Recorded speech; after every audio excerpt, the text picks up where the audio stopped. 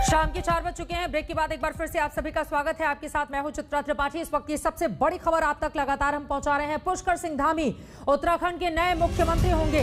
खटीमा से विधायक हैं धामी, कुमाऊं से बड़ा राजपूत चेहरा है धामी, कम बोलते हैं, पूर्व सैनिक के बेटे हैं, युवाओं के बीच उनकी अच्छी पैठ है। इस वजह से ये जिम्मेदारी बीजेपी की ओर से दी गई है। पुष्कर सिंह धामी के चेहरे पर मोहर लगा दी गई है। आपको बता दें कि वो मीडिया के सामने आए, अपनी बातें उनकी ओर से रखी गई, सभी को साथ में लेकर चलने की बात उनकी ओर से कही गई है। और अब से 2 घंटे के बाद यानी कि शाम 6 बजे शपथ ग्रहण समारोह पुष्कर धामी का होना है उत्तराखंड में। क्या कुछ कहा गया है पुष्कर सिंह धामी की ओर से, इस ऐलान के बाद सुनिए। पुत्र को, जो कि एक सामान्य परिस्थितियों में पिथौरागढ़ के सीमांत जिले में मैं पैदा हुआ, कनाली छेना तहसील में, जो कि पहले की डीडीहाट तहसील होती थी, और खटीमा मेरा विधानसभा क्षेत्र है, मेरी कर्मभूमि है। मुझे सेवा का अवसर दिया है। मैं निश्चित रूप से अपने पार्टी के हाईकमान को, माननीय नरेंद्र मोदी जी को, माननीय गृह मंत्री जी को, हमारे राष्ट्रीय अध्यक्ष जी को, पूरे हमारे राष्ट्रीय नेतृत्व को और प्रदेश के नेतृत्व को पूरा करेंगे सर। देखिए, जो भी जनता के जो मुद्दे हैं, उन मुद्दों पर हम लोग जो है लगातार सबका सहयोग लेकर, सब लोगों को लेकर काम करेंगे। जनता की सेवा। ये बताइए, मुख्यमंत्री का पद आपको ऐसे समय में मिला है जब एक संवैधानिक संकट पैदा हुआ है, इससे 2 महीने पहले ही मुख्यमंत्री बदला गया है। कितनी बड़ी चुनौती है वापस चुनाव में जाकर पार्टी को जिताकर लाना? देखिए, चुनौती भी है और निश्चित रूप से एक चुनौती, और चुनौती को हम स्वीकार करते हैं। सबका सहयोग लेकर हम जो है पार्टी को आगे बढ़ाने का काम करेंगे, जनता की सेवा करेंगे।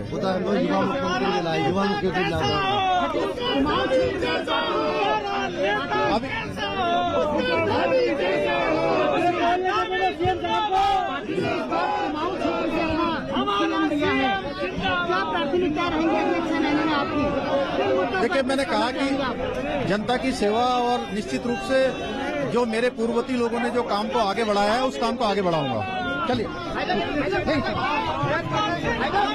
अरे भाई, अभी वीडियो कर लेंगे, अभी कर लेंगे। बनेंगे खटीमा के विधायक, 2 बार से लगातार चुने जा रहे हैं पुष्कर सिंह धामी। चुनौतियां उनके सामने बड़ी हैं क्योंकि 6 से 8 महीने के भीतर उत्तराखंड में चुनाव होना है।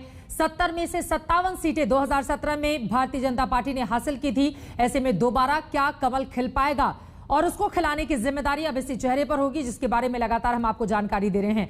दिलीप सिंह राठौर मेरे सहयोगी लगातार जुड़े हुए हैं। दिलीप, आपने खबर दी कि सीधे बीजेपी हेडक्वार्टर से, जो देहरादून में है, वहां से निकल चुके हैं वो अब राजभवन के लिए, जहां पर शपथ ग्रहण समारोह होना है। एक बार फिर से हमारे दर्शकों को बताइए, शाम 6 बजे ये शपथ ग्रहण समारोह होगा, किन किन लोगों की मौजूदगी होगी, कितना वक्त लगेगा, विस्तार से इसके बारे में हमारे दर्शकों को अगर आप जानकारी दे पाए। देखिए, पुष्कर सिंह धामी जैसे ही राजभवन पहुंचेंगे, वहां पर सबसे पहले जो राज्यपाल महोदय बेबी रानी मौर्य, उनसे समय मिलेगा, और उसके जो समय निर्धारित किया गया है वो 6 बजे का समय निर्धारित किया गया है, क्योंकि पुष्कर सिंह धामी चाहते हैं कि वो अंधेरे में शपथ ना हो, इसलिए 6 बजे का समय निश्चित किया गया है। इसके अलावा पूरी तरह से तैयारियां हो चुकी है, थोड़ी बहुत तैयारियां बची है जो आने वाले आधे घंटे के करीब वो ठीक हो जाएंगी। इस समारोह में चूंकि कोविड होने की वजह से, कोविड काल अभी गया नहीं है पूरी तरह से, इसलिए इस समारोह में बहुत सारे लोग नहीं होंगे। वहाँ तीरथ सिंह रावत का होना बेहद आवश्यक है, क्योंकि वो अपना चार्ज एक तरीके से उनको देंगे तो पुष्कर सिंह धामी को। इसके अलावा त्रिवेंद्र सिंह रावत वहाँ होंगे, और हरक सिंह रावत और अरविंद पांडे इसके अलावा हो सकते हैं वहाँ पर। इसके अलावा कुछ कार्यकर्ता, कुछ पारिवारिक लोग वहाँ जरूर हो सकते हैं, क्योंकि कुछ अंदेशा था पहले से कि उनके परिवार, यही वजह थी कि उनके परिवार के भी कुछ लोग यहाँ देहरादून पहुंचे हुए। अब यहाँ जैसे ही शपथ ग्रहण समारोह कंप्लीट होगा, उसके बाद वो सीधा सेफ हाउस पहुंचेंगे, जहाँ पर वो आगे की कार्यवाही को देखेंगे कि आगे उनके पास में काम करने के लिए ऐसी क्या चीजें जो सबसे पहले उन्हें लेनी है। क्योंकि सबसे पहले उनका मिलना बेहद जरूरी है अपने ही वरिष्ठ मंत्रियों से, क्योंकि जिस कम उम्र में उनको ये चार्ज दिया गया है, ऐसे में सबसे बड़ी चुनौती उनके लिए एक कितनी और भी उम्र है नए मुख्यमंत्री की?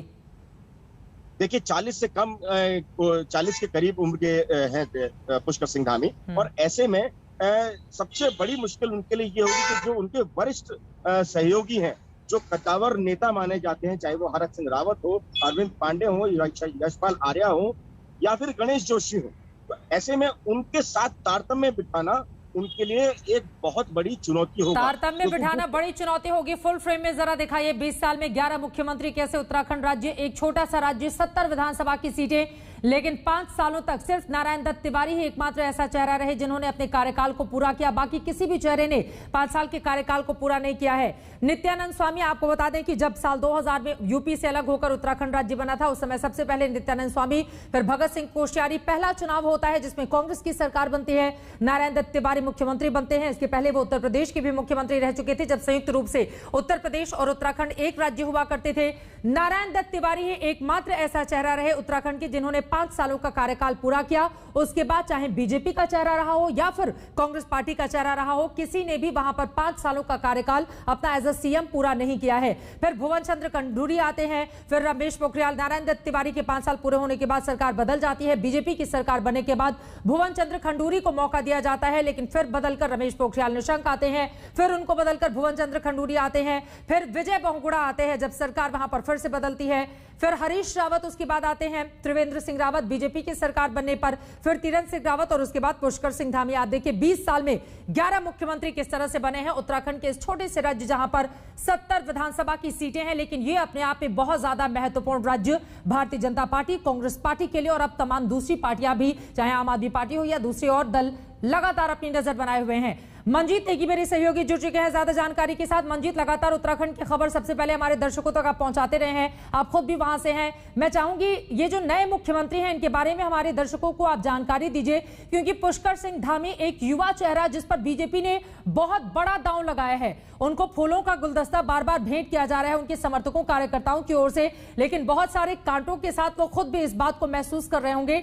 यही वजह है कि उनकी ओर से कहा गया कि मैं सबको साथ में लेकर चलूंगा और फिर आगे आने वाली तमाम चुनौतियों से निपटने के लिए भी हम पूरी तरह से तैयार हैं। क्या बताएंगे आप नए मुख्यमंत्री के बारे में मंजीत? चित्रा, फिलहाल बीजेपी ने जो अगले 6 महीने हैं उसको लेकर ये टारगेट रखा है कि एक नए चेहरे को मौका दिया जाए, क्योंकि तीरथ सिंह रावत को करीब 3 महीने के अंदर ही हटाना पड़ा है। और जहां तक अगर हम पुष्कर सिंह धामी की बात करें तो युवा चेहरा है, दूसरी बार के विधायक हैं। इससे पहले राज्य में जो युवा बीजेपी थी उसके अध्यक्ष के तौर पर उन्होंने काम किया। भगत सिंह कोश्यारी के नजदीकी उनको माना जाता है, उनके साथ उनको काम करने का मौका मिला है। युवा चेहरा है और उत्तराखंड का जो समीकरण है गढ़वाल और कुमाऊं का, उस लिहाज से वो कुमाऊं से आते हैं, क्योंकि इस बार जब बीजेपी की सरकार बनी तो दोनों जो चेहरे त्रिवेंद्र सिंह रावत और तीरथ सिंह रावत थे वो गढ़वाल क्षेत्र से दोनों को मौका मिला। तो इस बार जो कुमाऊं का इलाका है वहां से एक तरह से मौका दिया गया है पुष्कर सिंह धामी को। और युवा चेहरा निश्चित तौर पर एक अभी तक की जो खासतौर से उम्मीद की जा रही थी कि किसी पुराने चेहरे पर ही दाव लगाया जाएगा। बिशन सिंह चुफाल की बात की जा रही थी जो कि जो कुमाऊं क्षेत्र से आते हैं, लेकिन आखिरकार जो केंद्रीय नेतृत्व है उसने एक बार एक नए चेहरे पर भरोसा जताया है। इसको ध्यान में रखते हुए, क्योंकि अब चुनौतियां सामने हैं आने वाले चुनावों को लेकर, तो कोशिश जरूर वो करेंगे, लेकिन चुनौतियां काफी होंगी, क्योंकि अभी पूरी पार्टी में जो कांग्रेस से आए हुए लोग हैं वो कई बार के विधायक हैं। इसके अलावा बीजेपी के अपने जो लोग हैं, कई वरिष्ठ नेता हैं, चाहे त्रिवेंद्र सिंह रावत की बात की जाए, उसके अलावा गणेश जोशी हैं, तमाम लोग हैं, बड़े नाम हैं जो अभी इस सरकार में मंत्री हैं, विधायक हैं। उन सबको लेकर चलना एक चुनौती होगी। ये अपने आप में महत्वपूर्ण जानकारी आपने दी है। और इसी के साथ सवाल अब अगला ये है मंजीत, देखिए अब तक के उत्तराखंड के इतिहास को अगर हम टटोल कर देखें तो बीते 20-21 सालों में वहां पर जितने भी चुनाव हुए हैं, 2017 को अगर हम छोड़ दें तो कोई भी पार्टी 40 सीटों से ज्यादा के आंकड़े को क्रॉस नहीं कर पाई है। 36-37 के आसपास ही, चाहे वो कांग्रेस पार्टी हो या फिर बीजेपी हो, आपस में लगातार जूझते रहे। लेकिन पहली बार 2017 में ऐसा हुआ जब बीजेपी ने वहां पर 70 में से 57 सीटों पर जीत हासिल की। लेकिन ये उस पार्टी के लिए दुर्भाग्यपूर्ण स्थिति रही जब कोई भी मुख्यमंत्री 5 सालों के कार्यकाल को पूरा करने की स्थिति में नहीं रहा। लगातार सवाल चाहे त्रिवेंद्र सिंह रावत को लेकर या बाद में तीरथ सिंह रावत के बड़बोले बयान को लेकर भी हम सब ने देखा कि कितनी फजीहत हुई थी। अब इन तमाम मामलों से निपटने की चुनौती होगी पुष्कर सिंह धामी के सामने, क्योंकि 6 से 8 महीने का वक्त है और अब यहां से तो सीधे एक तरीके से कहा जा सकता है चुनावों की तैयारी में ही इन्हें जाना होगा और जनता को भरोसे में भी लेना होगा। चित्रा, आपको याद होगा जब कुंभ के दौरान त्रिवेंद्र सिंह रावत को हटाया गया था और उसके बाद तीरथ सिंह आए थे, उन्होंने कुंभ को खोलने की घोषणा की। उसके बाद उनकी जो उन्होंने जो बयानबाजी की उसको लेकर एक तरह से वो पटरी से शुरुआत में उतर गए थे और लगातार वो एक तरह से पटरी से उतरते चले गए और पिछले 2-3 महीनों के दौरान पार्टी को भी ये इस बात का आभास हो गया कि उनके नेतृत्व में चुनाव नहीं हो पाएगा। जिस तरह की उनकी बयानबाजी रही और जिस तरह का उनका कार्यकाल विवादों से लगा रहा है, और ये सवाल पिछले 2 दिनों से लगातार उठाया जाता रहा है। तमाम चाहे विपक्षी दल हो या वहां के जो बुद्धिजीवी इस बात को उठा रहे हैं कि पिछले 20 साल के दौरान पहली बार ऐसा हुआ था जब बीजेपी को इतना बड़ा बहुमत, इतना बड़ा जनादेश यानी कि 57 सीटें मिली थी 70 में से, और उसके बावजूद 5 साल में एक मुख्यमंत्री अपना कार्यकाल नहीं पूरा कर पाता है।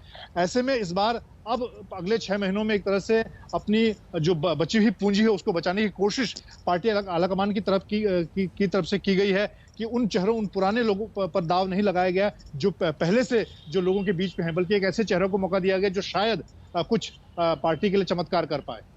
ये बहुत अहम जानकारी आपकी ओर से दी गई है मंजीत, और आपने अपनी बातों में ही बोला कि दरअसल तीरथ सिंह रावत को लेकर बीजेपी आलाकमान को इस बात का एहसास हो गया था कि इस चेहरे के बलबूते अगर हम चुनाव में जाते हैं तो फिर हमें सफलता नहीं मिल सकती है।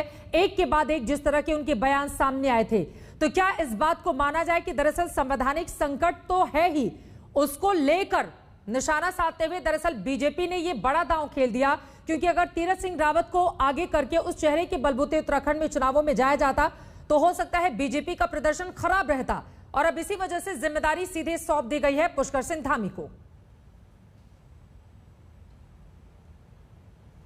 संकट का सवाल जरूर बीजेपी उठा रही है। मैंने खुद चुनाव आयोग कवर किया, उसके रास्ते निकल सकते थे, वो एक बड़ा संकट नहीं है।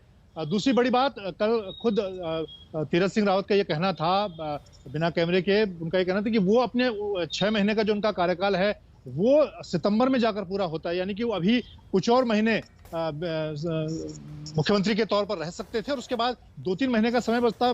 पार्टी के पास ये भी विकल्प था कि पार्टी विधानसभा भंग करने की घोषणा करके और चुनाव में जा सकती थी, लेकिन ये एक मुद्दा नहीं था। असल बात यही थी कि पिछले 2-3 महीनों के दौरान पार्टी को ये बात समझ में आ गई थी कि जिस तरह से त्रिवेंद्र सिंह रावत को हटाया गया और उसके बाद तीरथ सिंह रावत पर भरोसा किया गया, लेकिन जिस उम्मीद के साथ किया गया कि वो पार्टी को त्रिवेंद्र के से हटकर कुछ अलग नेतृत्व देंगे, सबको साथ लेकर चलेंगे, और उस एक 2022 की जो चुनौती है पार्टी के सामने, वहां पर कांग्रेस के सामने और आम आदमी पार्टी जिस तरह से वहां पर कोशिश कर रही है उसको लेकर वो आगे बढ़ पाएंगे। लेकिन उनकी जिस तरह की बयानबाजी रही है, जिस तरह के खासतौर से वो एक शुरुआत से ही अपने लीग से हट गए थे, उसको लेकर पार्टी को जरूर लगा कि अब उनके साथ उनके चेहरे के साथ पार्टी चुनाव में नहीं जा सकती है। इसी वजह से लाइट नोट पर एक सवाल मंजीत, कम बोलने वाले चेहरे को बीजेपी ने आगे कर दिया है। जहां तक चित्रा आपने कहा कि कम, हालांकि ये युवा नेता हैं, बोलते ये भी हैं, काफी अच्छा वक्त अच्छा कहा जा सकता है इनको, लेकिन हाँ समझदारी के साथ मुझे लगता है कि वो उन्हें जिस तरह का अनुभव तीरथ सिंह का रहा है उसको देखते हुए वो अब अगले 6 महीनों में निश्चित तौर पर कोशिश करेंगे कि अपनी बात समझदारी के साथ रखें और जो भरोसा पार्टी आलाकमान ने उनको दिया है युवा नेतृत्व की, उनकी जो नेता की जो छवि है उसी को लेकर वो आगे बढ़ना चाहेंगे। ये महत्वपूर्ण बात आपकी ओर से कही गई है। मंजीत हमारे साथ लगातार जुड़े हुए हैं। आज की सबसे बड़ी खबर आपको बता दें, उत्तराखंड में नया मुख्यमंत्री चुन लिया गया है और अब कुछ ही देर में राजभवन में शाम 6 बजे मुख्यमंत्री अपना शपथ लेते हुए भी दिखाई देंगे। 5 सालों में ये तीसरे मुख्यमंत्री भारतीय जनता पार्टी के पुष्कर सिंह धामी। एक छोटे से ब्रेक के बाद हम फौरन लौट रहे हैं। इस खबर तो उत्तराखंड से लगातार इस वक्त की बड़ी खबर हम आप तक पहुंचा रहे हैं। बीजेपी विधायक दल की बैठक में फैसला लिया गया है, खटीमा से 2 बार के विधायक पुष्कर सिंह धामी ही होंगे अगले मुख्यमंत्री। शाम 6 बजे शपथ ग्रहण समारोह उनका होना है। इस पूरे मामले में बीजेपी के नेता अजय भट्ट की ओर से क्या कुछ कहा गया है, अब वो सुनिए। बहुत ही सभ्य हैं, डाउन टू अर्थ हैं, बहुत विनम्र हैं, ईमानदार व्यक्तित्व है, इसी की हमको अपेक्षा थी और वो आज यहाँ पर पूर्ण हुआ है। पूरी तरह से 2022 में हम पहले से भी ज़्यादा बहुमत से जीतने वाले हैं। पुष्कर सिंह धामी कार्यकर्ता हैं और वो पहले इस प्रदेश के युवा मोर्चा के अध्यक्ष भी रह गए हैं, इस समय पार्टी के उपाध्यक्ष हैं। तो कांटों का ताज हो या फिर न हो, ये तो पार्टी हमारी सामूहिक दायित्व उत्तरदायित्व निभाती है। कांटों का ताज तो मैं समझता हूँ किसी भी माने में नहीं है, क्योंकि हमारे जो कार्यकर्ता हैं उनको देवतुल्य कार्यकर्ता कहते हैं। जब चुनाव आएगा, चुनाव का बाजा बजेगा, तो एक एक आदमी हाथ में झंडा लेके गांव-गांव, गली-गली में जाके अपनी बातों को कहता है, क्योंकि हमने इतने अच्छे काम किए हैं, देश में इतने अच्छे काम किए हैं। फिर हमारे जो नेता हैं, हमारे जो प्रधानमंत्री हैं, आप सब जानते हैं, क्रिस्टल क्लियर, इतना साफ सुथरा उनका व्यक्तित्व, उनका चरित्र, उनका कृतित्व, लोगों ने इस वक्त कोरोना के समय में बदनाम करने की कोशिश करी, लेकिन कोई असर नहीं हुआ। प्रधानमंत्री नरेंद्र मोदी के चेहरे के बलबूते 70 में से 57 सीटें 2017 में जीतने वाली बीजेपी इस बार अब इस नया युवा चेहरे के बलबूते इन 6 से 8 महीनों में किस तरह का कमाल कर पाती है, 5 सालों के कामकाज का किस तरह से जनता को हिसाब दे पाती है, ये अपने आप में बड़ा सवाल लगातार कायम रहेगा। इस खबर पर रहेगी आज तक की नजर। एक छोटे से ब्रेक के बाद हम फौरन लौट रहे हैं, कहीं जाएगा मत, आप देखते रहिए आज तक।